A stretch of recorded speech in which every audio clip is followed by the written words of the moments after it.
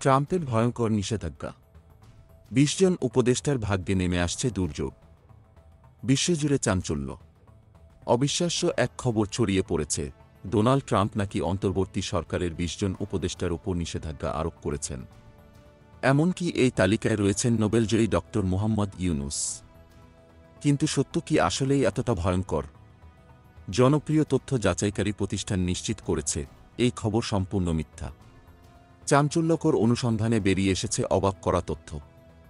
একটি video internet জুড়ে viral, কিন্তু গভীর তদন্তে দেখা গেছে এটি আসলে মিথ্যার ওপর দাঁড়িয়ে থাকা এক সাজানো নাটক। নানা ফুটেজ জোড়া দিয়ে তৈরি করা হয়েছে বিভ্রান্তিকর দৃশ্য। এমনকি ডোনাল্ড ট্রাম্পের বক্তব্য বিকৃত করে প্রচার করা হয়েছে। এখানেই শেষ নয়, কথিত নিষেধাজ্ঞার খবর যাচাই করতে গিয়ে বেরিয়ে আসে আরও বিস্ফোরক তথ্য।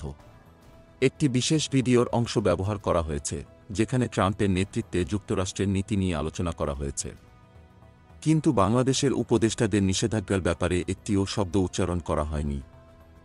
শুধু তাই নয়, ভিডিওতে ভারতীয় সংবাদ মাধ্যমের একটি প্রতিবেদনও ব্যবহার করা হয়েছে, যেখানে ট্রাম্পের সঙ্গে কিছু ভারতীয় নাগরিকের যোগাযোগের কথা বলা হয়েছে। কিন্তু সেখানে বাংলাদেশের রাজনৈতিক পরিস্থিতি নিয়ে কোনো তথ্য নেই। তাহলে এই বিভ্রান্তি কেন? বিশ্লেষকদের মতে এটি নিছক গুজব ছড়ানোর একটি চেষ্টা। উদ্দেশ্য হল সাধারণ মানুষকে ভুল তথ্য দিয়ে বিভ্রান্ত করা। আরও বিস্ময়কর বিষয় হল, ট্রাম্পের নামে যে টুইটের কথা বলা হচ্ছে সেটি তার ভেরিফায়েড এক্স অ্যাকাউন্ট থেকে করা হয়নি, বরং এটি একটি ফেক ফ্যান অ্যাকাউন্ট থেকে ছড়ানো হয়েছে। তদন্তকারীরা ট্রাম্পের অফিসিয়াল ফেসবুক ও এক্স অ্যাকাউন্ট যাচাই করেও এমন কোনো তথ্য খুঁজে পাননি। এত কিছুর পরও গুজব থেমে নেই। বিশ্বস্ত আন্তর্জাতিক গণমাধ্যমেও এই নিষেধাজ্ঞার বিষয়ে একটিও খবর নেই। তাহলে এটি আসলে কোথা থেকে এলো? বিশেষজ্ঞরা বলেছেন, এটি একটি পরিকল্পিত অপপ্রচার। জনগণকে বিভ্রান্ত করার জন্য এমন ভুয়া তথ্য ছড়ানো হচ্ছে। আরও গুরুত্বপূর্ণ বিষয় হল, ট্রাম্প এখনও আনুষ্ঠানিকভাবে দায়িত্ব গ্রহণ করেননি।